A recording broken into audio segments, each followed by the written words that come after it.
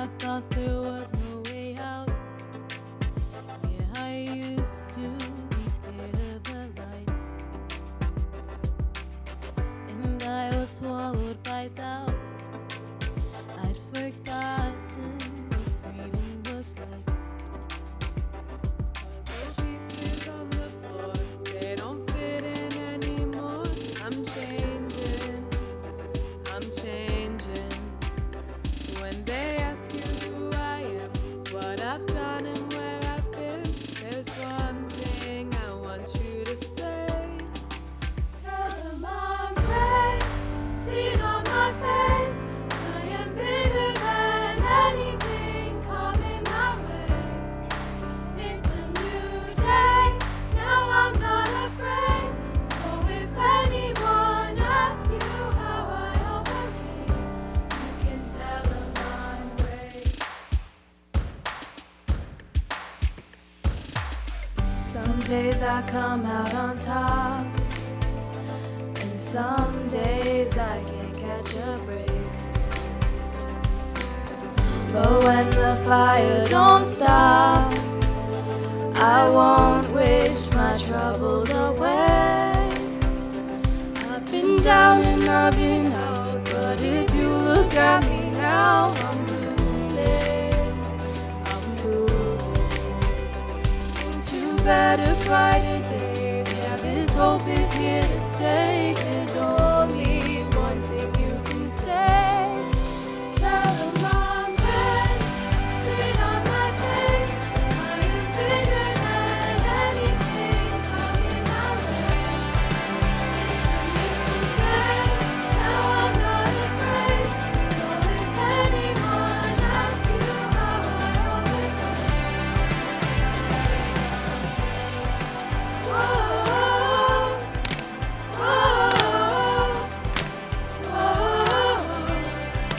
we're gonna fight. Whoa, gonna be alright. Whoa, we're gonna fight. Whoa, together every step of the way. Tell them I'm brave, see it on my face. We are bigger than anything coming our way. It's a new day, now I'm not afraid. So if anyone asks you how I overcame, you can tell them I'm brave. Whoa, whoa, whoa, you can tell them we're brave. Whoa, whoa, whoa, you can tell them we're brave.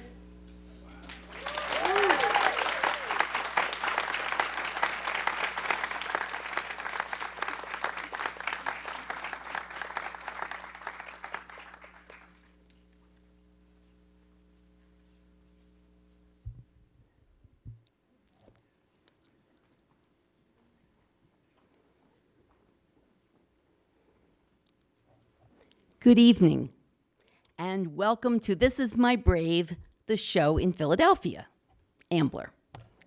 My name is Elise Seyfried, and I am the lead producer of This Is My Brave. And I would like to, first of all, thank the Pennsylvania Girlchoir for getting us started with that beautiful song.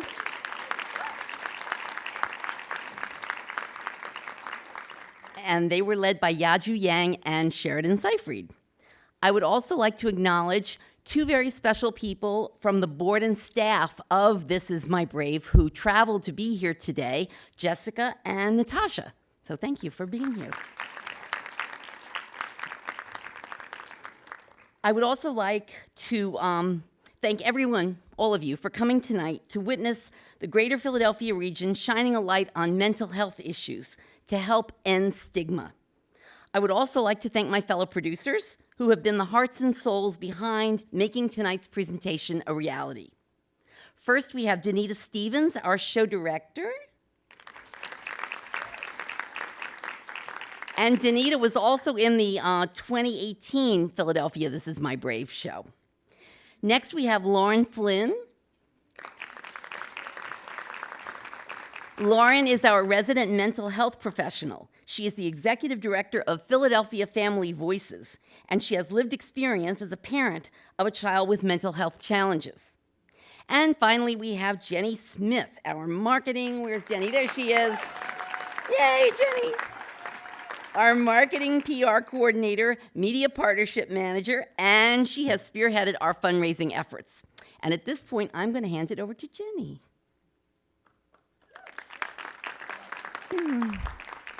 Thank you, Elise. You're going to get to learn more about me a little bit later on in the show. But right now, I would like to take a moment to acknowledge our mission-aligned sponsors, as we wouldn't be here tonight without each of their generous support. First is silver sponsor Brook Glen Behavioral Hospital.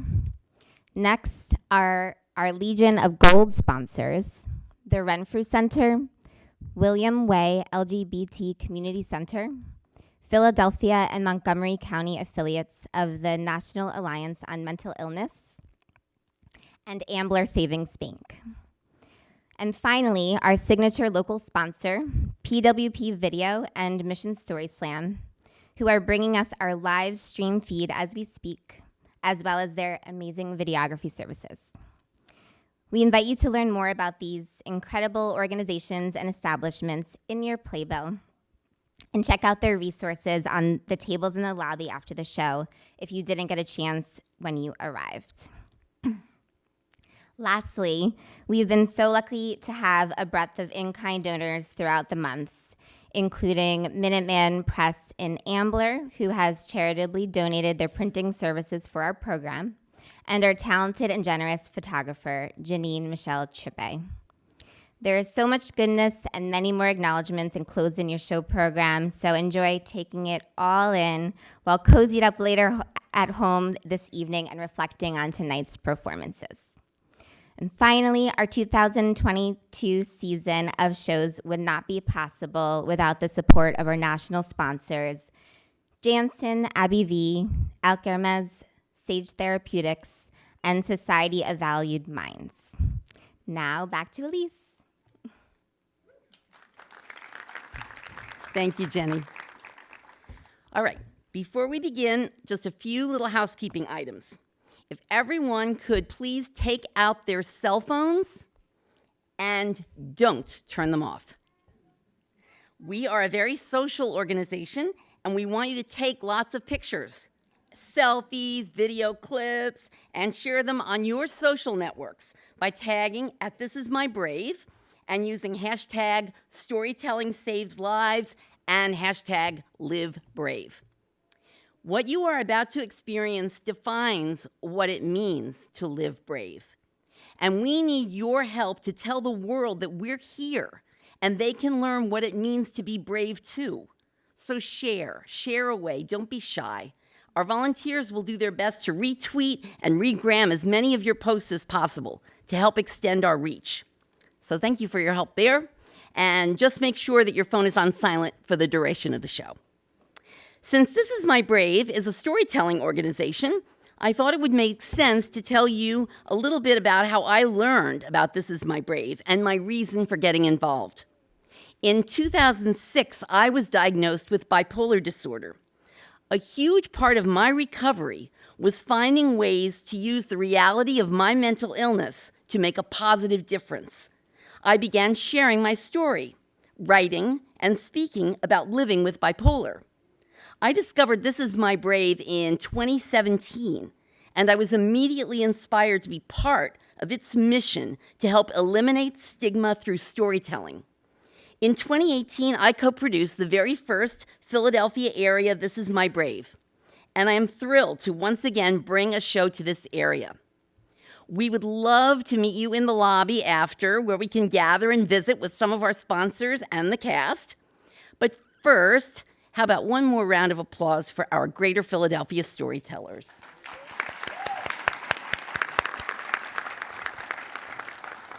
Our first storyteller is Andrea Landry. Andrea's piece is entitled Freedom.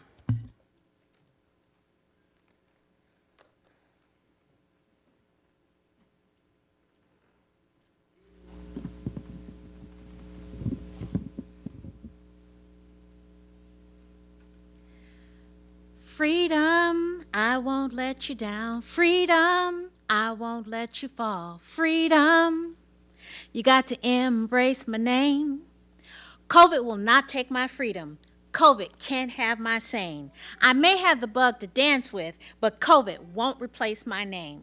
So here I stand before you in this bipolar life. It's my cross to bear that gives me joy and strife.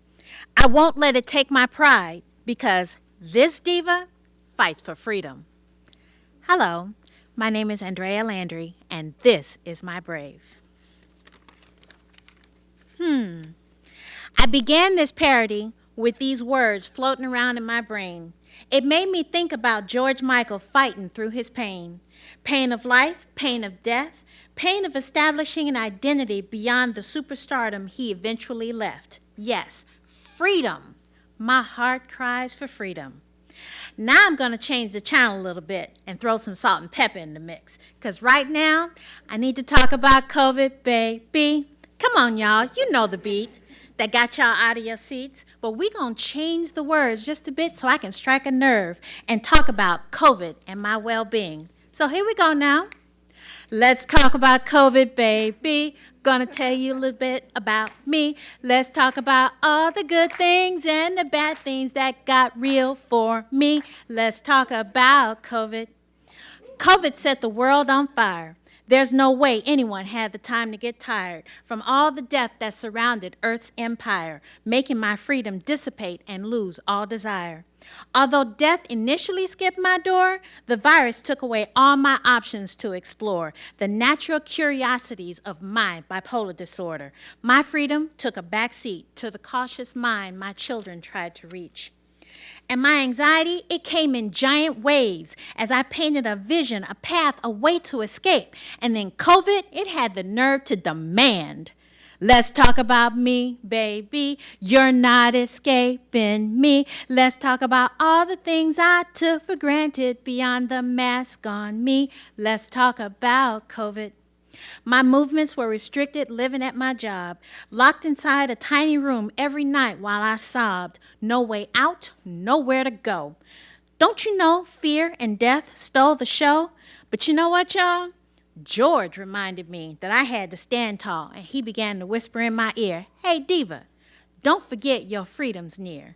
Then I sang, "Freedom, I won't let you down. Freedom, I won't let you fall. Freedom, you got to embrace my name." I heard George rocking in my ear. I gained a newfound freedom, courage not to fear. New opportunities appeared through the rain. I escaped my loneliness and solitude from the pain. After the 2 shots in my arm, I breathed a sigh because I was protected from severe harm. Just when I realized I was insane, the mask came off, and now I began to sing, "Freedom, COVID won't help hold me down. Freedom, I can live my life. Freedom, I finally gave myself a break. Before I could settle down and enjoy my freedom to breathe, to love, to create, to heal, to survive, to explore, to shine, to be the diva in me." Aretha tapped me on the shoulder and reminded me of my divaship. She said, "You better think. Think about all the good you've accomplished in your life. Think about all the good you've done to help people live a healthier quality of life. Remember, RESPECT, take care, TCB. Take care of your heart and your well-being. Continue to work on your rap and encourage the diva that you are. Remember, freedom, freedom, oh, freedom." So here I stand before you today, thinking about those who inspired me through song. George Michael, Salt and Pepper, and the queen herself, Aretha Franklin. They reminded me that I love music, the OJs, and I learned how to keep my mental health intact with the words of Curtis Mayfield. When you wake up early in the morning, feeling sad like so many of us do, hum a little soul, make life your goal, and surely something's gotta come to you, and you gotta say it's all right. Thank you.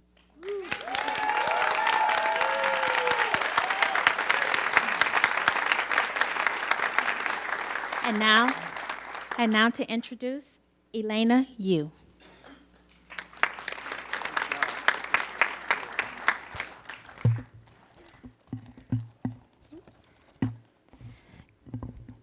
Is this good? Okay. This piece that I'm sharing today is a love letter to my younger self. It explores growing up as a Chinese American firstborn daughter, PTSD, depression, dementia, and generational trauma through the lens of my relationship with my paternal grandma, whom I call Nana. This piece is called Passing On to You. 1. They say everyone carries the memories of 7 generations before them. You think Grandma, Nana, certainly so, as an artist of many lives. Golden touch for every craft, sewing, painting, cooking. The music was always her first love, storytelling her masterpiece. She creates story tapestries with broad painting strokes to the backdrop of Bach and Haydn, tugging up all the loose ends with vibrant thread. Feeding you taro chunks with sugar and pointing at the Milky Way between 牛郎和织女, a cowherd and a weaver girl. Starting with 很久很久以前, a very, very long time ago. 2. As you get older, stories will nuance with cross stitches, stains, and rips. The hero doesn't always win. Even Sun Wukong, the indomitable Monkey King, does not defeat the monster. But even so, it was okay, because she always said it will. Your dad said that you got language and storytelling from her, the better of all the other things you inherited. Better than the stubborn chords that refuse to be tuned, the temperamental stove that catches on less than ideal things in the most inopportune times. The ugly, moody paints that sludge together on the palette, unusable. 3. You don't remember when Nana's health declined so much that she had to be put into a nursing home, already carrying on 19 years after Ye, your grandpa's death. But you do remember when your mom said that she had failed as a good daughter-in-law if Nana couldn't stay with us at home.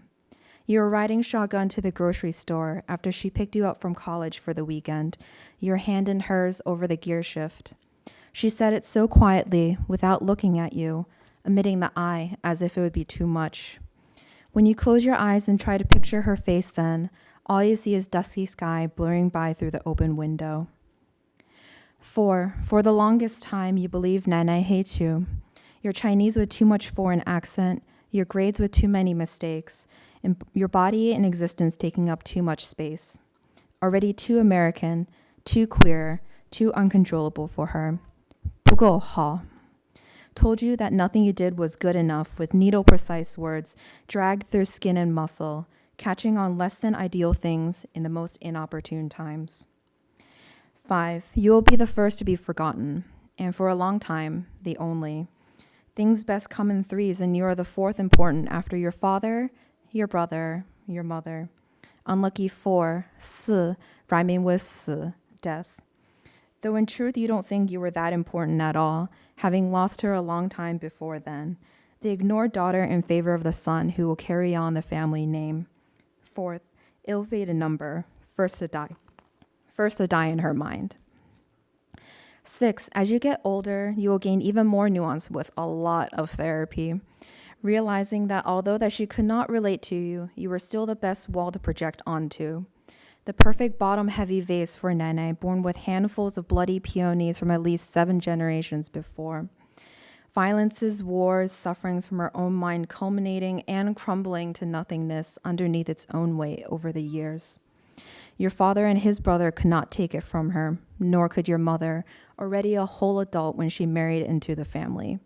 So you, firstborn, daughter, fat, moody, heart as open as expansive double doors, the ideal omulous child. The perfect vase for her to cram your flowers down your throat, still bloody from her hands, keeping them there so long that they take root in your veins and rib cage. For a long time you will believe that one day they'll bear fruit good enough, when in truth they rotted seasons ago. 7, when you ask your little brother, Liang Liang, her light, about her leaving, he says that the person we knew before is already gone. He says it so quietly without looking at you, as if saying it at all would be shameful, be too much. You see red then, not from the stoplight a mile down or on the reflection of your wheel, because you don't know why or how you lost her. You fear you never had or knew her at all. The worst of her distorted in your memories.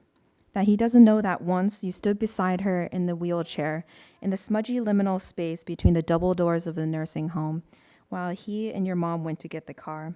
How Nene has said, 我要是不在了，就不会连累你们了. If I was no longer here, she had said with no preamble, then I wouldn't be a burden to you all anymore. Leaving you questioning if that included you. Her, there, both close and beyond reach, still not looking at you. 8, and if we are talking about shameful things, you wished in that instant that she would die too. But then the guilt surges up, hot, sickly bile before you quash the thought back down to your stomach floor. She had her nails painted bubblegum pink that day, and all you can think about was the thousands of tiny cuts that you don't feel anymore until they bleed over everything you've ever touched. But you do not wish unto him or anyone the pain of having someone you never knew a life without look at you, call you by someone else's name, then another, even a hesitant third before, 你是谁? Who are you? And still not recognizing flesh and blood even when told 这是娜娜, 娜娜你的孙女. This is Elaina, your granddaughter. 9, when he says that the person we knew is already gone, you don't think then about how in her better moments, her old self sometimes plays hide and seek still, playing the off-key piano in the corner or single-handedly whooping the family's asses in mahjong. No, you're only seeing then the streetlights blurring by as you're driving away, stolen at the edges by the darkness like the burning edges of a Polaroid. 10, when you think back to her wanting to die, you wonder if you were the first to be forgotten because she had lost herself lifetimes ago, not recognizing her own mirror image, even if the reflection cries back with a fistful of stems, still waiting for her to come home. Or if you also inherited the incurable burden of being passed on a body that remembers all the traumatic memories, but also a mind that doesn't, and the insatiable loneliness of looking after 7 generations of people long before even considering yourself. Or in your better moments, if she knew it's far less about wanting her to be gone, but far more about not wanting her to be hurt, but far more about not wanting her to keep hurting anymore. 11. When you think about her leaving, tired body truly consigned to the grave, you'll wonder if your world without her unfathomable depths will flatten like a painting, reduced to just smudgy ink on canvas. Or if you will turn around during spring at a 很久很久以前 whisper, only to see blue sky in her place, before walking away to somewhere you will only know then. Or if her memory will still play hide and seek in between the lines or in your veins like a bubblegum pink pulse against piano keys. 12, you only know that one day, after she's passed on, you will try to picture her face. You remember more than sunlight bleaching the vision blind, more than melted sugar, summer in her voice. It'll be okay, because she always said it will.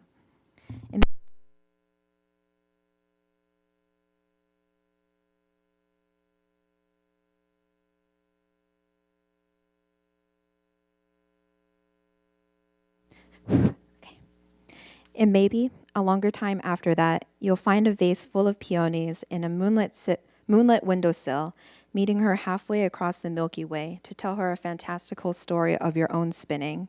And maybe one day, even welcome each other home. Thank you.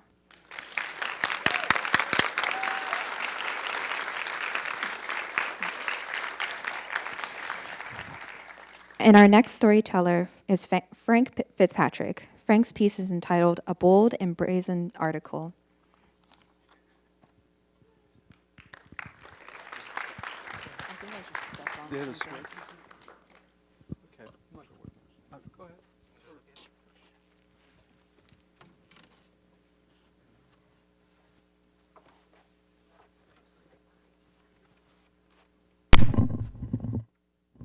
Okay, thank you.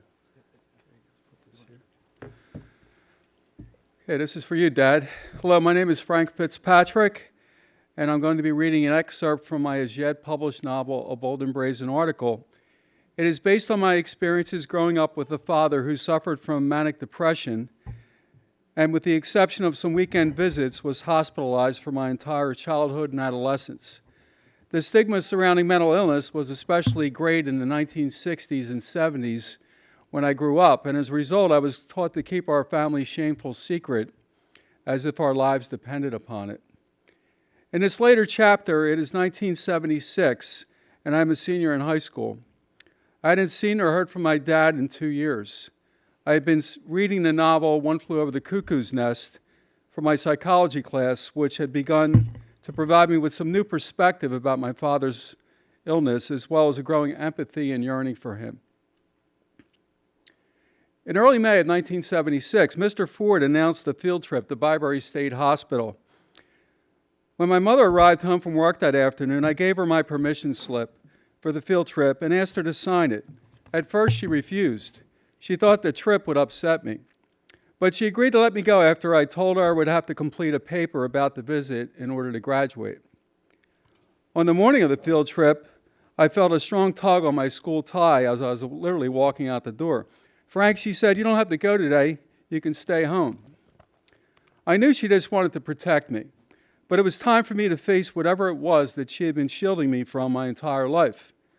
I wrenched her hand from my tie. "Look, I get it. Byberry's supposed to be some kind of medieval torture chamber, but Dad ain't in that kind of place." My mother poked her head out the door and looked both ways, but didn't detect any nosy neighbors. "Yes, he is, Frank. Your father's in Byberry." It felt like I'd been punched in the stomach by Joe Frazier. "What? I thought he was in St. Dipna's." St. Dipna's was a private mental hospital. "The insurance ran out 5 years ago," she said. She reached for my suit coat to help me to take it off, but I brushed past her out the door. I sat across from Walt Pulaski in the back of the school bus with the rest of his cronies as we headed off for our field trip. Walt and the so-called cool guys acted as if they were going to the zoo to look at a bunch of monkeys. Walt headlined their comedy act. He had a mean smirk on his face, and I swore he was looking directly at me when he said, "I wonder if we'll recognize any loonies in the bin today." Did he know? I wanted to punch Walt's lights out, but it would only confirm his suspicions and get me thrown off the bus. Another student, Eddie Burke, played Ed McMahon to Walt's Johnny Carson. "Naz," said Eddie, "we won't know anybody in the hat factory today." Everyone roared at that one, and even I chuckled to avoid suspicion. They didn't have my perspective, of course. All their dads were at work that day, while mine was probably making clay ashtrays. Our bus pulled up in front of the main administration building. If not for the thick metal bars on the windows, it would have been mistaken for a college campus with the green ivy growing on its brick walls. The state hospital had become a dumping ground for the mentally ill, whose families could not afford a private institution or had simply abandoned them. Some compared it to a Nazi concentration camp, and one Philadelphia newspaper had published an expose in which they documented numerous incidents of patients being physically abused by the staff. We were met on the front steps by their public relations hack. "We'll be touring several wards today," he said. "Under no circumstances are you to speak with any of the patients." Fat chance of that, I thought. Even if I did spot the old man, I'd make damn sure that no one would make a connection. The funny thing was that part of me actually did hope I'd get to see him. How would I ever live that down? I'd probably volunteer to join him here if that were to happen. Public relations led us to the patient wing. We passed the nurse's station. I swear that one of them resembled Nurse Ratched from Cuckoo's Nest. The nurse, who was built like a fullback, glared at us as we walked by. An orderly led us onto a locked ward. I was relieved to find it empty, but the faint odor of urine, which had managed to survive against the power of industrial strength cleaner, provided strong evidence of the patients. I had a quick flashback to my first Phillies game when I entered the concourse underneath the stands at Connie Mack Stadium with Dad. I had felt the same mixture of fear and anticipation, but knew I would not experience the same relief as when I stood in awe at the sight of the lush green diamond as we emerged from the tunnel. I was equally confident that today's program would not include any hand-holding with Dad. While the previous passage was based on a real-life experience, the rest of my novel is partly fictitious, and especially the chapters where I fantasize about my dad's appearances on my favorite TV shows like The Man from U.N.C.L.E. and The Time Tunnel. Or when I break my father out of Byberry on the bicentennial, and as a result, end up bonding with him as a patient, a fellow patient in Byberry. In real life, my dad came home that summer of '76 after being put on some new medication. He lived with my mother, sister, and I for the next 7 years until his death in 1983. During that time, we did establish a bond, and I came to have a much greater understanding and sympathy about what he had went through as a patient in the state hospital systems. Today, I keep a note posted on my bulletin board next to my writing desk to remind me about what inspired me to write this novel and about its main theme. It states, families of the mentally ill should not feel ashamed. I hope and pray that what I've read today and my fellow participants' readings and performances will go a long way towards achieving that goal. Thank you.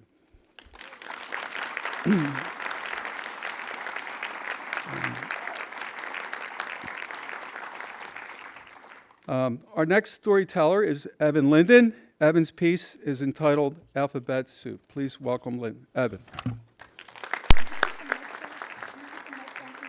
Oh, yeah, okay.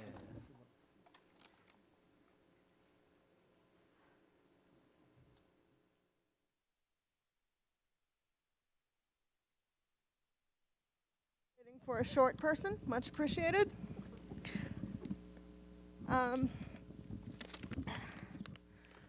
I've lived with labels for a long time. I'm the B and the T in the LGBT plus community, often called the Alphabet Mafia. This piece is about the bravery of confronting labels that are a little less joyful to wear. I'm Evan Linden, and this is Alphabet Soup. My entire life has been defined by clusters of letters. Not words, just clusters, which evolved into the labels I use to define myself. The first couple, CP, or cerebral palsy, have made everything harder from day one. Walking, sitting up straight, fine motor skills, even dealing with microphones. Certain things like smell are impossible. I could smell like cucumber shampoo or toxic chemicals, and my non-functioning nose wouldn't be able to tell the difference. The next trio, and what brought it on, came later. I don't exactly remember when it started, but exhaustive and exhausting therapy helped me figure out the two events that preheated my mental oven to bake my next diagnosis. Between a harrowing delousing in 4th grade and being forced to miss a performance in 5th grade that I had a solo in because I had a stomach bug, everything cooked together into a nasty mix of neurosis and trauma. It all boiled down to never get sick again if you can help it. Thanks to inpatient treatment stay in my 20s, I was able to add a new ingredient, OCD, obsessive compulsive disorder. I became terrified of getting too sick to perform. I wish I could say it was because of all of that in the previous paragraph or just because I got pneumonia in college, but no, it only felt like it came out of nowhere. My fear and repetitive coping mechanisms are rooted in a paralyzing mix of shame and FOMO. If I miss something because I'm sick, if I'm so sick I make an embarrassment of myself, my life is over. Unless I decide to end it myself. Therein lay the final ingredient. My emotions have always been incredibly changeable and difficult to define. Forget about controlling them. I used to scream, curse, throw things, and still go from numb, depressive despair to a wild anxiety where I'm focused on my own destruction. I still struggle with a lot of this, but training in emotional regulation has helped me temper the heat. After many failed attempts at therapy, a misdiagnosis of bipolar disorder, and a passive-aggressive conversation with an ex-boyfriend, who's here tonight, by the way, the last few letters were in the pot. The other white meat, the other BPD, borderline personality disorder. Those last 3 letters are particularly acquired tastes. Most people cancel their order when they taste them. The cilantro soap flavor does a lot of work to hold me back, but I won't let it. I'm doing my best to make a new menu and live a new life. My longtime therapist is the one that suggested I auditioned to be here tonight, reading you the specials.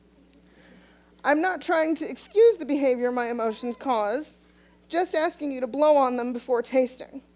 Or maybe that's up to me.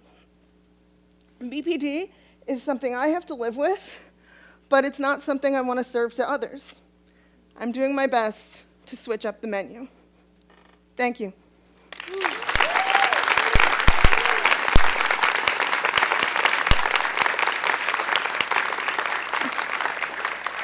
Thank you very much. Our next storyteller is Jenny Smith, performing her dance piece, A Leaping Soul.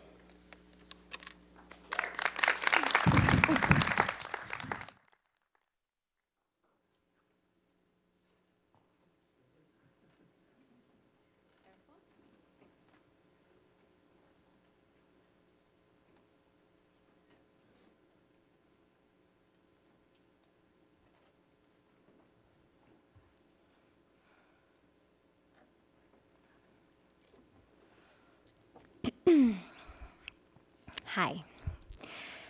My soul has forever found its way back to dance. Most people picture dancing as a body in motion, but it's in the inmost space where this movement takes flight. And mine has always had a beautifully complicated relationship with its manifestation over the decades. You see, throughout my life, my innate drive for perfectionism has taken on many physical and mental forms. When adapted to an extreme, this intentionally carved facade has had stretches of tenuousness, and my obsessive-compulsive inner critic has found and latched onto every single minuscule flaw.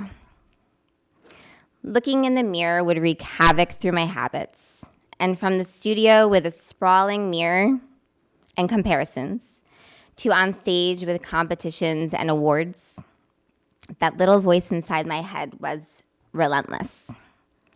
There were periods of times where I became whittled away by the absorption of repetition, which provided the familiarity of routine and comfort. With this diorama of my days plastered on an unmoving plot, it was quite the shock on my system when, during the most fragile of intervals, I abruptly let it all go. Though, as I transitioned through the quiet chaos, I found a revived hunger inside of me. I knew dance had become a large part of my identity over the years, but after leaving me with a stealthily sour taste in my mouth, it took me by surprise when I proceeded into my adult life, rediscovering the heavenly release as if it were brand new and sweet once again. As the years passed, I began to find a distinctive style that suited the fortified version of me. When I heard kindling music, an entire composition would occur in my mind, with a body in movement filling up the infinite expanse, relinquishing self-consciousness and control through the reemergence of my soul. This truncated reflection is an updated excerpt from a piece I wrote during one of those definitely silent days of the pandemic in winter of 2021. The full version of this piece digs more into my history as a dancer and was inspired by the much younger 19-year-old version of me, who, as I rediscovered through an uncovering of old writing pieces, was completing a final paper reflection for a freshman year liberal arts class called Being a Knowing. In this essay I wrote, I have disclosed the reason why I've chosen to dance throughout my childhood and into the present day. I always wanted to be able to balance atop the boundaries and then eventually take the leap.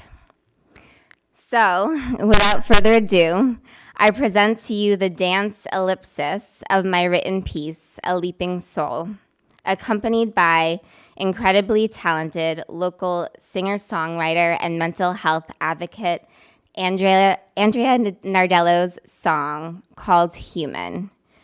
This is also a tribute to all of these beautiful people who are sharing their own stories tonight. Solidarity and vulnerability. And I'm gonna get real vulnerable right now and kind of put my dance costume on. So.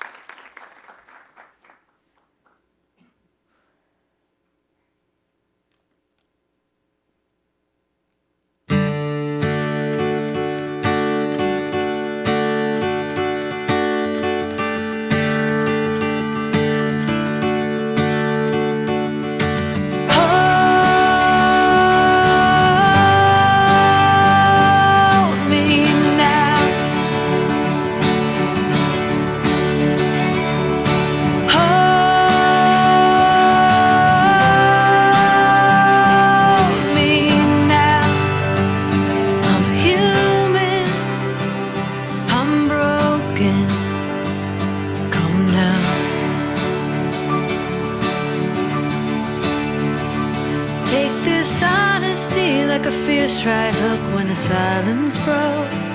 I never knew bravery could feel this low. Naked as I speak my truth and you stand with me, I let my armor down. It's time to let it go.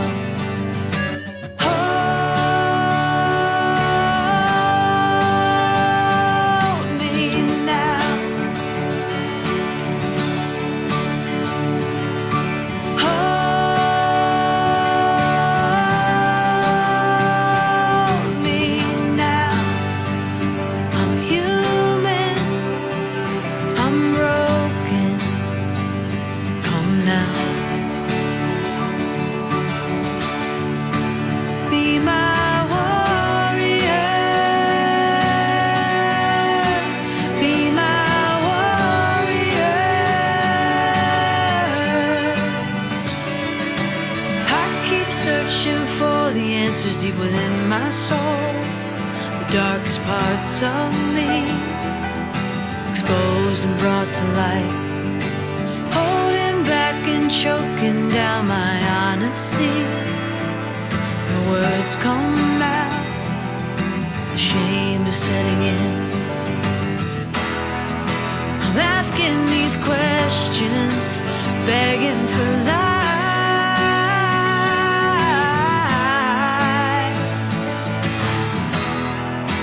Know that we're human, so when I push, you pull. Don't let me go. Save me now and hold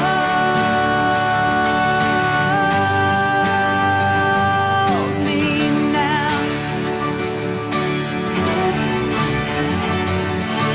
Hold as I speak my truth and you stand with me. Hold me now.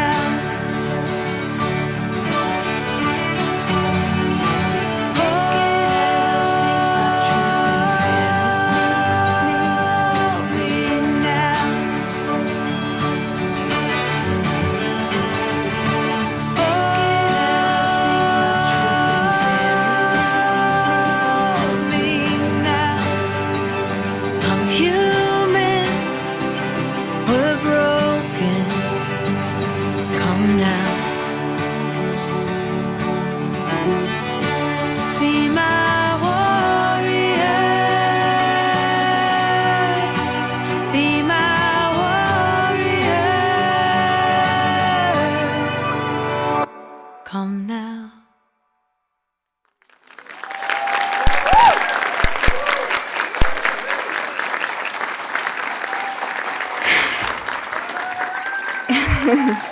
Thank you. Our next storyteller is Anndee Hochman. Anndee's story is entitled Panic Room.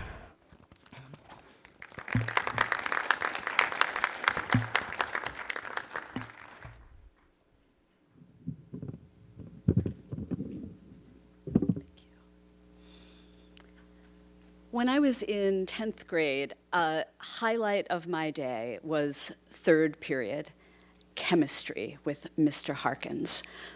Compared to what we were studying in other classes, World War II, death of a salesman, chemistry seemed bloodless and predictable. This many electrons balanced with that many protons, or the periodic table, like a giant seating chart for the universe, every element in its place. My favorite part of chemistry was the sludge test. Mr. Harkins gave us a beaker filled with murky stuff that looked like he just dipped it out of the Schuylkill, and we had to use every technique we'd learned, filtration, distillation, crystallization, to separate the ingredients and figure out what they were. I thought the problem-solving skills I learned in chemistry would serve me pretty well in life, and they did, until the night I had my first panic attack in a Greek restaurant on West Burnside Street in Portland, Oregon. I was 25, out to dinner with my best friends, Rachel and John. I was wearing a hot pink skirt with a wide elastic belt that started to feel too tight. Then my palms began to sweat, my fingertips went numb, my throat closed, my heart felt like it was trying to crash its way out of a cage. The room went dark and swimmy, and I knew I had two choices. I could either die or get the hell out of that restaurant. After that, I started having more panic attacks in restaurants, also in movie theaters if I was in the middle of the row, crowded department stores, museums, elevators, even in my car when I had to drive across a bridge. Portland, Oregon is bisected by a river, so it's pretty hard to drive anywhere without crossing a bridge. My primary doc wrote me a prescription for anti-anxiety meds, but I never filled it. I was scared of becoming a pill junkie, and besides, I had this idea that if my brain and body had somehow gotten me into this mess, I needed to use my own resources to get me out. So I tried everything but medication. I went to a support group where one woman confided that she threw up every time she had to get in a left turn lane, and a man said it took him half the day to screw up the courage to go outside and get his mail. It helped to know I wasn't alone, but it didn't cure me. I carried a little card in my wallet with affirmations like, "No one has ever died of a panic attack." Not yet, I would think, while I hyperventilated in a restaurant bathroom. I tried deep breathing and meditation and singing Broadway show tunes while I drove across the Fremont Bridge. I stopped going to restaurants. I avoided parties. My world was shrinking. And the worst part was that I couldn't separate the ingredients of my anxiety. Was it stress over coming out to my parents? Was it grief over my grandmother's death? Was it heredity, hormones, a quarter-life crisis? Was it 12 years of Republican presidents, anti-gay ballot measures in Oregon, the Iraq War? I think it was everything. I lived with panic attacks and anxiety for nearly 10 years. Learning to manage it took a village of effort. Friends who understood when I bolted from a crowded place, a partner who was willing to eat a lot of meals in parking lots, and finally a therapist who educated me about neurochemicals and how the mind and body interlace. She gave me homework and taught me that sometimes I just had to sit with the sludge. At the end of 10th grade, Mr. Harkins said he hoped I would major in chemistry. I didn't. I chose the murky subjects, English, philosophy, history. Maybe I would have studied more science if I'd understood back then how high the stakes are, how connected and combustible everything is, like too much adrenaline, too little empathy, and a cop pulls a trigger, too much CO2, not enough political will, and a planet dies. I'm grateful for that knowledge, and for panic attacks, and for Mr. Harkins, who taught chemistry like his life depended on it, like all our lives depend on it, because they do. Thank you.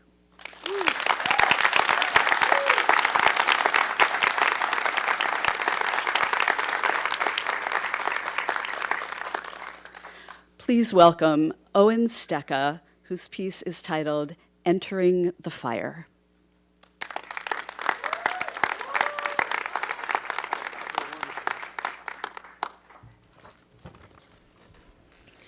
I'm grateful to have grown up with a family that made time to eat dinner together every night. We sat at the table without any electronic distractions and talked about what happened at school, work, or anything else going on in our lives. My parents were always patient, but very perceptive and noticed if I was more quiet or reserved than usual. On my less talkative days, I was probably struggling with some bullying or teasing, something that I dealt with often in elementary and high school. My mom did her best to try to protect and console me, but I had to eventually realize that I had to build my own tough skin and gain confidence in myself. It's not easy being a kid trying to balance how to read, write, solve math problems, and more, all while developing new social skills and discovering your favorite hobbies. Where was the time for developing those positive thinking to help fight off bullies or counter intrusive negative thoughts? So as an adult, I filled most of my time with education, work, my social life. I never even considered taking the time to work on my mental health. Everyone just had those bad days every once in a while, right? Life isn't easy. You just have to push on anyway. This is what my inner voice would convince me of and use to distract me from my anxiety and depression that was slowly growing over the years. In 2020, the COVID-19 pandemic began to increase my fears and feelings of hopelessness even more. But luckily, I had the support of many loved ones and friends who were also experiencing similar issues. It wasn't until I started having almost daily panic attacks at work that I finally realized I needed to find professional help. I learned how to challenge those intrusive thoughts that seemed like they were never going to stop swarming around my head. But from the advice of my first therapist, I reluctantly started journaling every day to reflect on my thoughts, my feelings, but also to practice finding gratitude in each day, no matter how small. My recovery, like many others, was not easy, nor was it linear. But eventually, the time I spent working on myself started to reignite my creative passions that I had once pushed aside. My mind, which before I used to fear and try to shut off, now it started to become a helpful friend again. The words and emotions that I wrote in my journal or many, many notes on my phone, started to inspire me to try writing poems, something I had never done before or even considered. The poems seemed scattered and incohesive at first, but the more I wrote, the more I learned about myself. I became confident in developing my own writing style, which was focused on storytelling. The poem I'm sharing with you tonight is one of the first that I wrote that helped quiet the battle raging inside my mind on a sleepless night. I want to thank everyone who read my initial drafts and helped me improve them, especially my therapist, who once used the metaphor of a phoenix to describe how much I had grown just after 1 year of therapy. Creating that first spark is dazzling and exciting. Watching the flash of new life always was inviting. How can something so beautiful also be destructive? Maybe since fire is energetic and seductive. The danger lies when their tongues start to dance. They whisper secrets and I'm left in a trance. Is that true? Did I make a terrible mistake? Eventually, I learned that you can't force sleep. There's no easy fix like just count sheep. Some nights, even the meds aren't strong enough. So my only company is a liar who's really tough. He feeds me painful thoughts disguised as truth. I know better, but he transforms me back to youth.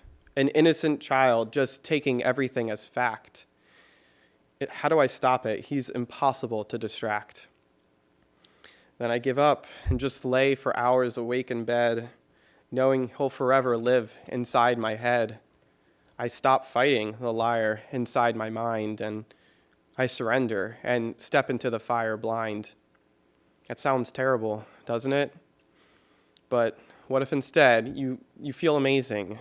And suddenly you have this hidden craving for boundless creativity, endless fun, for feeling like no matter what, you've finally won. That sounds healthy, doesn't it? I thought so too, but maybe I'm wrong. I think he's inside me, been there all along. He makes me want to scream and rip off my skin. Liar knows me too well. He's like an evil twin. No, that sure doesn't sound healthy or sane. But wait, please don't give up hope just yet.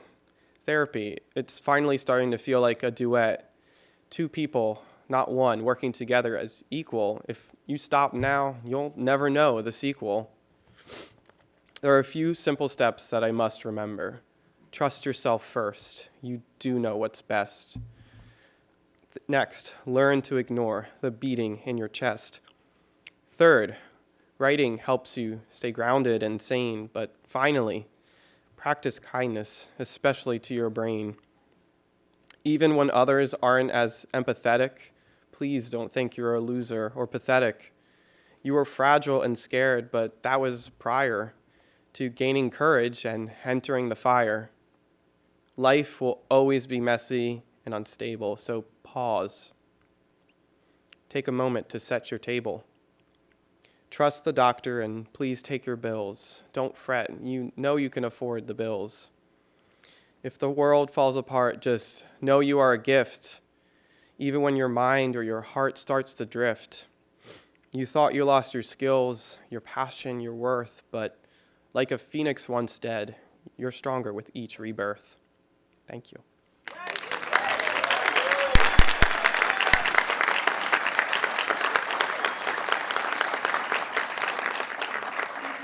Thanks. Our next storyteller is Joanne Washington. Joanne's piece is entitled Transparency.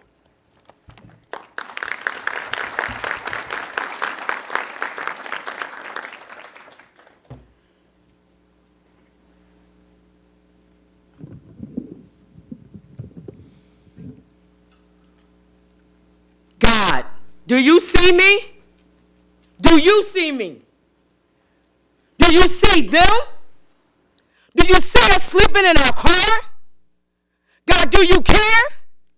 Do you care? Do you care? Does anyone care? Greater is he that lives in me. Greater is he that lives in me. Greater is he that lives in me than the he that lives in this world.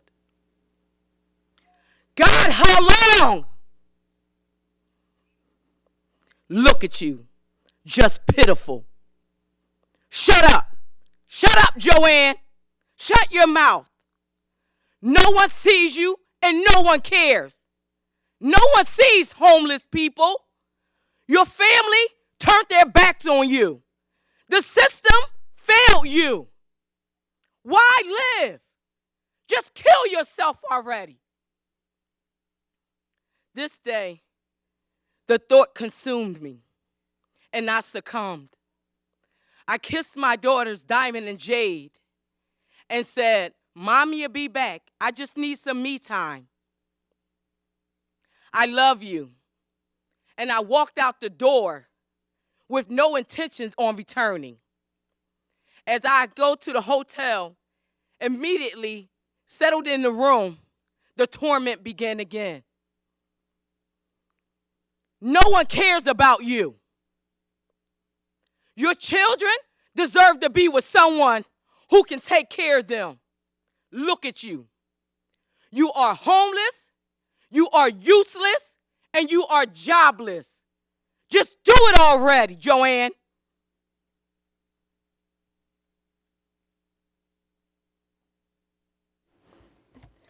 During the years of homelessness, my life was a roller coaster ride of highs and lows, based off of what I was experiencing.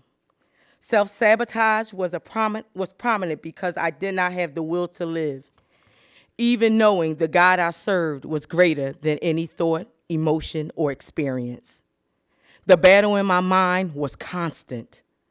I always felt like a failure and unwanted. The fight became more than I wanted to bear. That day in the hotel, I was convinced that life was not worth living. But the he that was in me had proved that he was greater than every thought or emotion, and that my life was worth saving. The person that had my children called my cell phone at the very time I made the decision that I was not going to live another day. God used her to talk with me and to help me see differently. Before talking to her, I saw life as being unfair, unkind, and unloving, and I was done being a recipient of it. But God showed me through her something different. My mind had begun an instant transformation that is a continuous process to this day. For God did not give me the spirit of fear, but of power and love and a sound mind. While homeless and waiting for a transformation of life, stable employment and housing, my decisions were made for the now.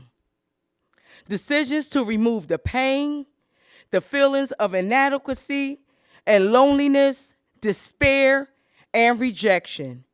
And at the appointed time, God answered my prayers. In 2017, with stable employment and housing, which I am still maintaining to this day. Thank you, Jesus. The journey of homelessness lasted 8 years, making it feel like a lifetime. Thinking back over my life and what seems to be a series of unfinished paths and failed choices made me come to grips with what I experienced was necessary for purpose and destiny to come forth. Today, with the mind of Christ, I use my experience to catapult me and not define me. Today, I am the solution to the problems. My experiences, my trials, my tribulations all allow me to specialize in mentoring, teaching, helping, building, empowering, restoring, showing love, and giving hope through faith and belief of what I went through was to encourage others like me to see themselves past their situations and succeed. I went through all of that to be used as the voice for the voiceless and to tell you this day, God sees you and cares, and so do I. Do you see me? Thank you.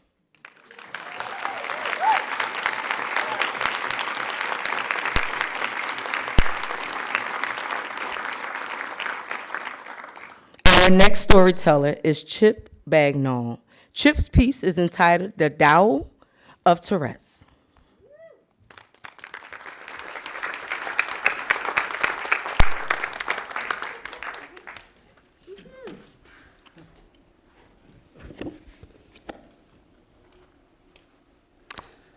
I have Tourette syndrome. And though I don't want to say it's defined my life, it certainly layered it, made it more complex, nuanced, even added a hint of excitement. And it can be utterly exhausting. You know, I just ticked during this intro and you didn't even notice. Now, Tourette's, or it gets the apostrophe, it has an S, you can call it that now.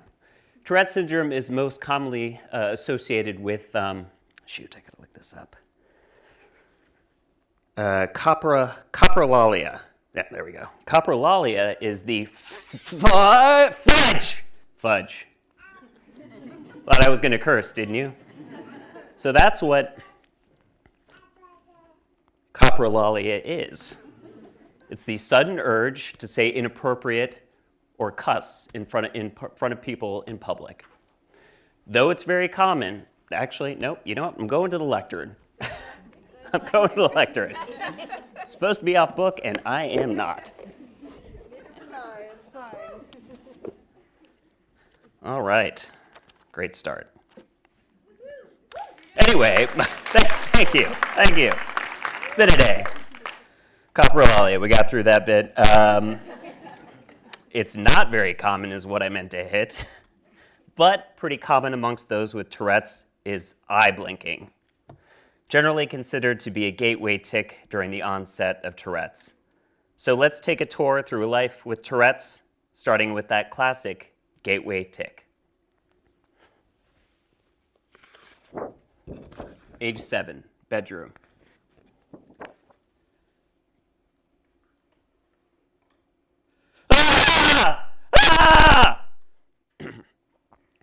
Yeah, no, I'm okay. Sorry.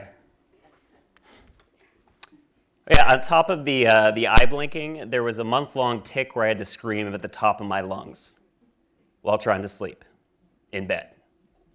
Fun. Then there was a brief phase where I thought it was cool and unique to have Tourette's. Like all denim cool.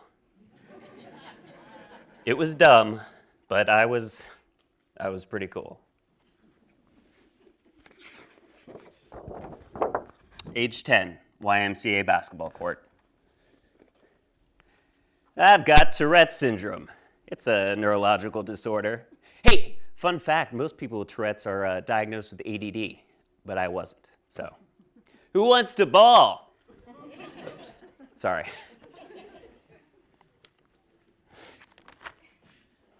Then you hit adolescence, and like anything during that time period, it's exhausting, frustrating, and just bizarre. You start creating new tics and free associating with anything you're doing at that point in time. It's like a really unfun improv warm-up game. Age 16, Dairy Queen. Hey, welcome to Dairy Queen. My name's Chip. What can I get for you? Ooh, blizzard, blizzard, dilly bar, dibbly. Hot eats, cold treats, hot, cold, wet nuts. See? Just free association. Then there's the exhausting part. Age 17, bedroom, but without bunk beds.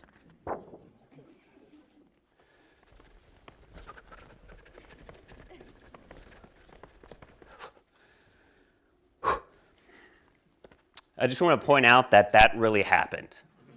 That was a real tic. If you're not a world-class sprinter, that should not be happening. As I got a little older, I started to see the quirkiness in tics, where the hell they even came from, and embrace them as almost a skill, like counting the number of letters in any given word. Age 21, college dorm room. University. UNI, 3, VER, 3, city, 4, 334, 10. It's about 4 seconds. Not bad. I actually think I thrived in college. I'm not joking. Age 21, college improv show. Hey, welcome to my bar. Shit! Look, I've got Tourette's. Remember when I said that, coprolalia only affects a small portion of those with Tourette's? That's still true. And did I feed a stereotype for the sake of a crappy improv college show?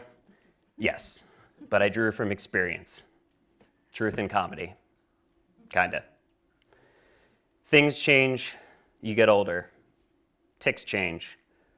Some come back like a jolt of nostalgia, others like the annoyance of an ulcer. But I tended to care less about the ticking. I was always able to hide it fairly easily, as it generally took a backseat to the growing depression and anxiety that would take the lead in my life. But the Tourette's has always been a refreshing, annoyingly consistent, sometimes making me smile, friend. A friend who checks on you every single day. Annoying? Yeah, but assuring. Age 30, Chicago train.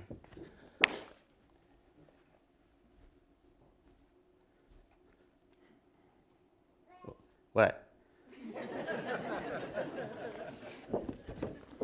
Age 32, dentist. Can I not tick and grind my teeth? It's not really up to me. All right. Oh, spit?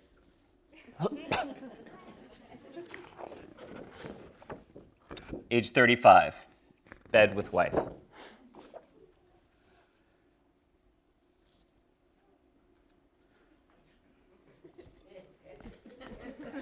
I can't help it! Present day. I'm excited to see where this life takes me. Thank you.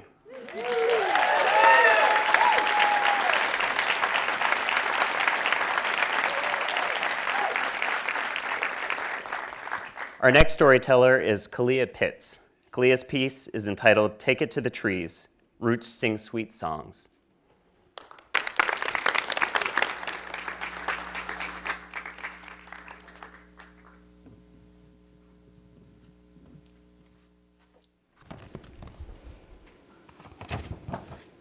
Hello, my name is Khaliah D. Pitts, and this is a poetic essay entitled Take It to the Trees, Roots Sing Sweet Songs.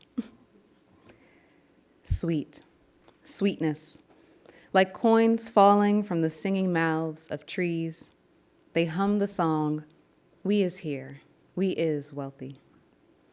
Them sweet trees with them sweet roots from air, from earth, a breath, a subtle truth popcorning under soil. Open your hand, child.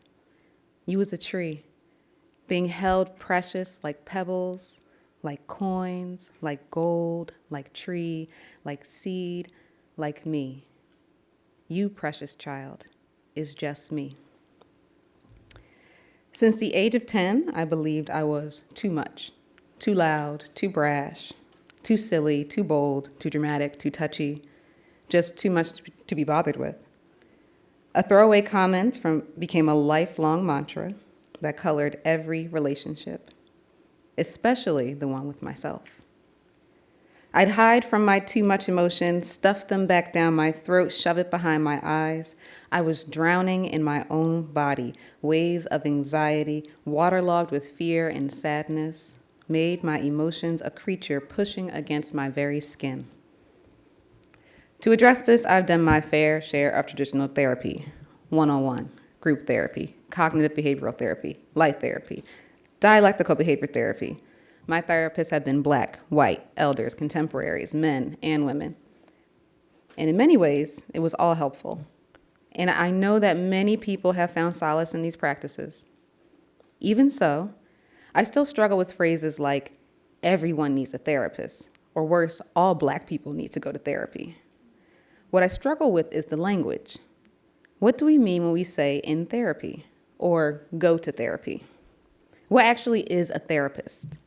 Because if the only visuals that came to mind were someone sitting in a somewhat sterile office with a clipboard of notes, that is an incomplete story. Look at the many ways of, say, meditation. A friend of mine engages in intense dance meditation, while another is able to put herself in a deep catatonic-like stasis. Many different modalities for different needs, different people, different times. The same must be true for therapy. What I had to do was find an outlet for my grief, a space for all the emotions that I feared were too big and too much. I had to find comfort in my solitude and company outside of my own. So I did what I've always done when worried and restless. I just walked.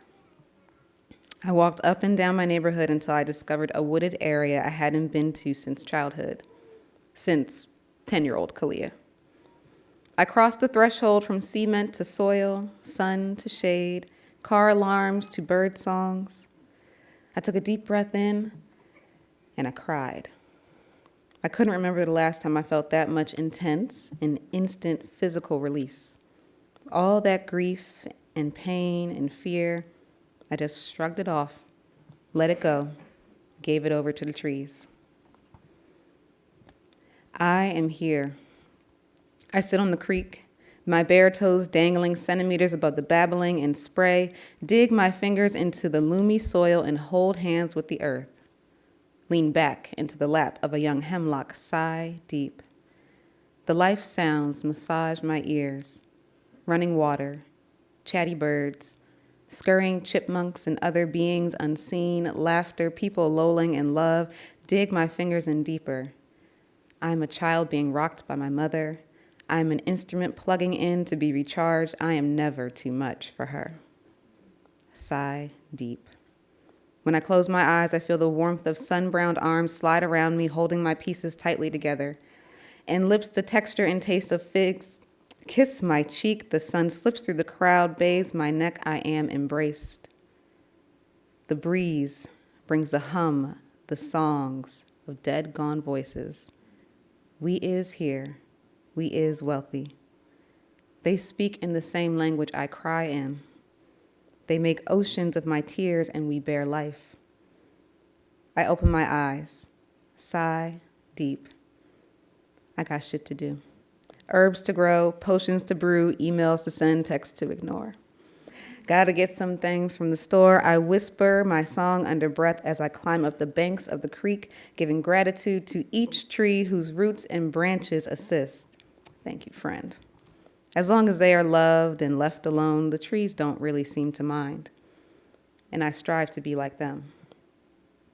Sometimes I leave the woods with little gifts, and I always ask. Sometimes the answer is no. Everything ain't for everybody, and should we not give the earth a chance to consent? Everything ain't for everybody. Timing is everything, and consent also implies to the earth. I say my last thank you as I step over the threshold from under canopy back onto cement.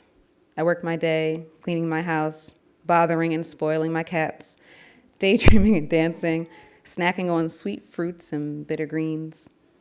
I end the day with an hours-long soak in the bath. Candles and twinkle lights, baths swimming with ginger, rose, lavender, chamomile, licorice root, scented with oils and salts, Florida water. Gifts from the woods line the makeshift altar on the windowsill. Sometimes the moon is full and sits perfect in the bathroom window. We face each other, and for as insignificant as I am in the eyes of the moon, I feel the pull soft behind my navel. I close my eyes, sink under the surface, and pray in the only way I know how, to myself. Now for me, this little ritual worked. It kept me sane, it kept me in my body, it gave me home and respite to the creature living under my skin, helped me breathe space back into the body. It reminded me the things I liked, the things I was good at, and it created these little pockets of pure happiness. Because we is here, and if we is here, we is good, and we is wealthy. Thank you.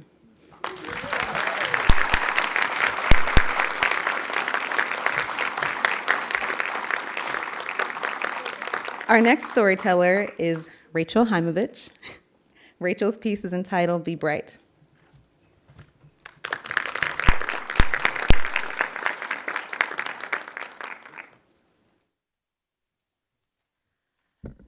Whew, those are some tough acts to follow.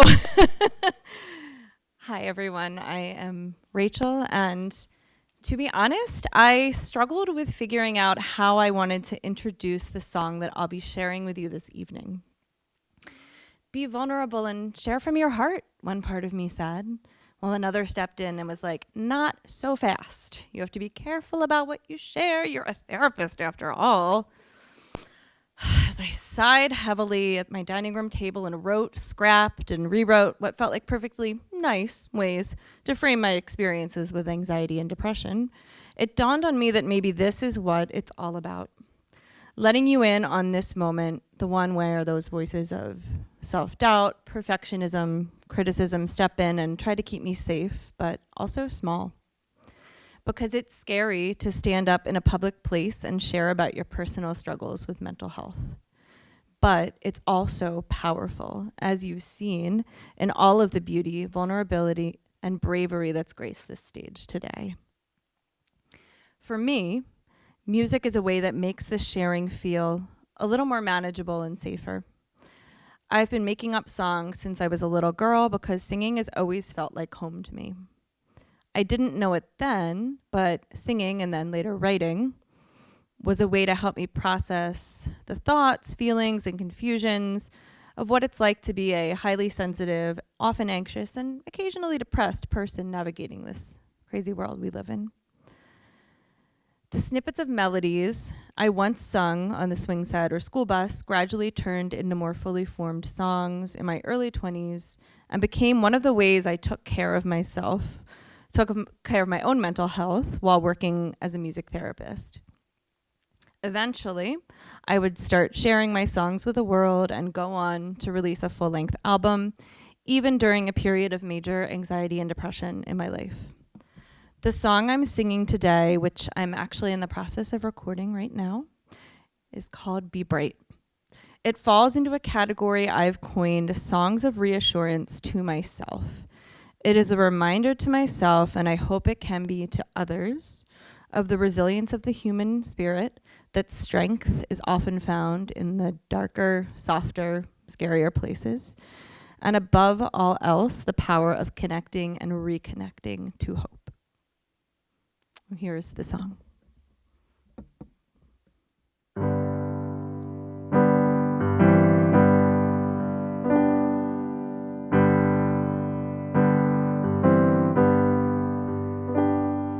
The water is rough and the waves knock you down,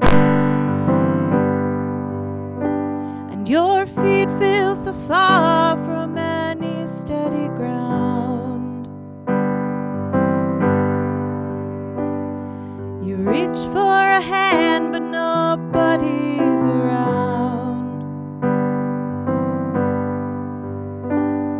The wind as it roars makes the loneliest sound.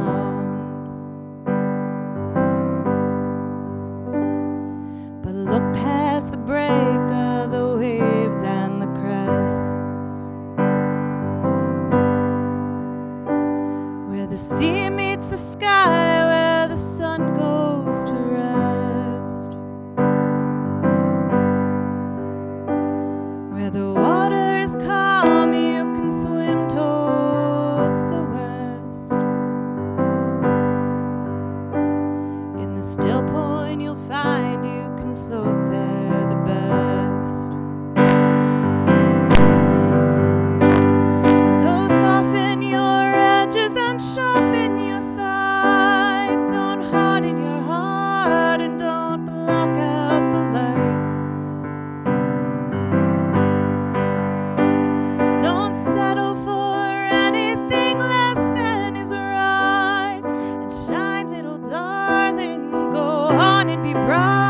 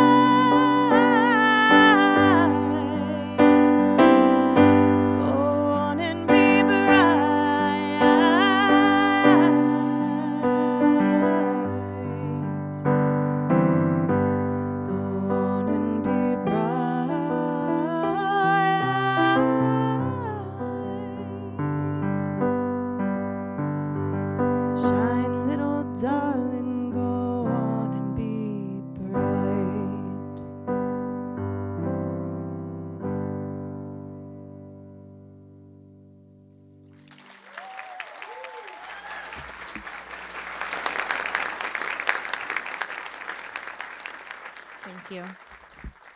Thank you. And next up with closing remarks, we have Denita Stevens.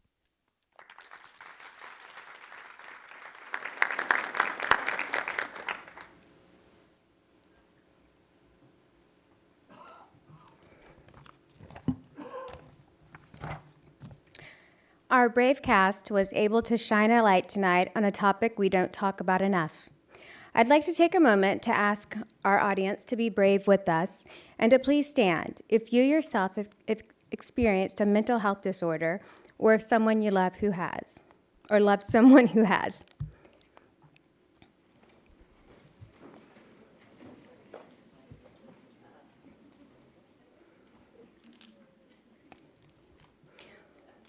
We are all affected by mental illness, and simply being here today was an incredible start to building upon a movement of people who are willing to be more open and supportive to those who are struggling. We hope that you'll think of this as my brave and that you'll use this experience you've shared with us today as a way to start the conversation and keep it going. This is what it means to #LiveBrave. If you were moved by what you witnessed here tonight, and you'd like to make a contribution to This Is My Brave to help them to continue this vitally important work, please check out the back cover of your program for information on how to make a donation. Thank you for your support.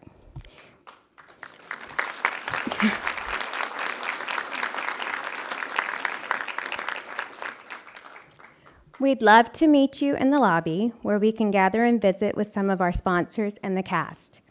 But first, how about one more round of applause for our Greater Philadelphia storytellers?